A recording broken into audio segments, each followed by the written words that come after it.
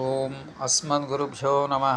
లక్ష్మీనాథసమారంభం నాథయామనమధ్యమాం అస్మదాచార్యపర్యంతం వందే గురుపరంపరం. యోనిశ్రమస్థితపదాంబుజగ్మరుగ్మయామోహదస్థిత్రాణి తృణాయ మేనే. అస్మద్గురో భగవతోऽस्य దైకసిन्धोः రామానుజः శరణం శరణం ప్రపద్యే.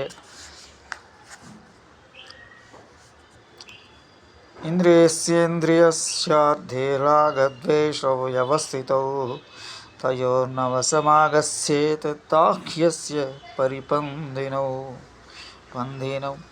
ఇంద్రియస్యేంద్రియస్యార్థే రాగద్వేషౌ వ్యవస్థితౌ తయోర్నవసమాగస్యేత్తాహ్యస్య పరినిధినౌ. కర్మయోగం 34వ శ్లోకం 3వ అధ్యాయంలో చూద్దాం ఈరోజు. రాగద్వేషములను ఇంద్రియస్య ప్రతి ఇంద్రియం యొక్క అర్థే శబ్దాది విషయములందు వ్యవస్థితో ఉన్నవి తమో ఆ రాగద్వేషములు వశం ఆధీనత్వం అగచ్చేద్ పొందరాదు. అస్య ఈ పురుషునకు తౌ ఆ రాగద్వేషములు పరిపంధినౌహి శత్రువులు కదా. ఇంద్రియములకు ఆయా విషయములందు రాగద్వేషములు కలుగుచున్నాను. రాగద్వేషములకు పురుషుడు వశుడు కారాదు, అవి జ్ఞానకి శత్రువులు. ఇక ఈ శ్లోకమునందు ఏ రీతిగా పూర్వజన్మ దుష్ట సంస్కారములను నిగ్రహించవలేనో గీతాచార్యుడు తెలుపుతున్నాడు. పురుషకారం యొక్క ఆవశ్యకతను గురించి భగవానుడు మానవులను హెచ్చరించున్నాడు. నా ప్రారంధం ఇట్లున్నది, నేనేమి చేయగలను దుఃఖించు వారి అవివేకులు, వారు కేవలం సోమరులు, పురుషకారం చేత ప్రారంధం సైతం జయించవచ్చును అనున్నది గీత యొక్క నినాదం. పురుషకారం లేనిచో ఇక ఈ శాస్త్రముల యొక్క ప్రయోజనమే ఉండను. ప్రారబ్ధ కర్మలు అనుభవించే మానవుడు కుంగి కృషించిపోవలసిందేనా?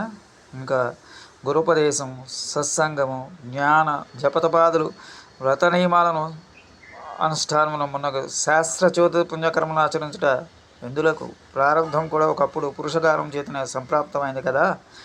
కావున పురుషకారం వలన సంప్రాప్తమైన ప్రారంధ కర్మను తిరిగి శక్తివంతము పురుషకారం వల్లే జయించవచ్చున్నదని పరమసత్యం. నీవు ఆచరించినట్టు పురుషకారం యొక్క శక్తిని బట్టి, దీక్షను బట్టి, తీవ్రత బుద్ధిని వేగమును బట్టి ప్రారంధ శక్తి యొక్క ప్రాబల్యం కూడా అంతగా క్షీణించుకు నిస్సంశయం.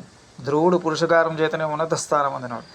మార్కండేయుడు పురుషకారం చేతనే మహాఫలం అందినాడు. పురుషకారం చేతనే రత్నాకరుడు వాల్మీకి అయినాడు. పురుషకారం వల్లనే నిరక్షర కృషియగు వాడు మహాపండితుడు కాగలడు. అజ్ఞాని జ్ఞానమూర్తి అగును. పౌరుషేణ ప్రయత్నైన యోజనయో శుభేపది అని యోగ వాసిష్టం నందు వశిష్ఠుడు రామునికి బోధించాడు. జ్ఞానాగ్ని సర్వకర్మాణి భస్మ సాత్ కురు అర్జున. జ్ఞానాగ్ని సర్వకర్మలను భస్మం చేయనని గీత ప్రబోధించింది. 4వ అధ్యాయం 37వ శ్లోకం. అపి చేస్తు దురాచారో భజతే మాం అనంజభాగ్ సాధురే ఏవ చ మంతవ్యం సమ్యక్ వ్యవసితో హిన.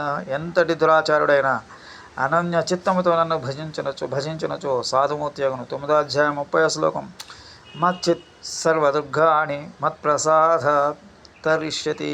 18వ అధ్యాయంలో 50. నా యందు నీ చిత్తము నుంచినచో సమస్త బాధల నుండి నా అనుగ్రహం వలన దాటగలవు.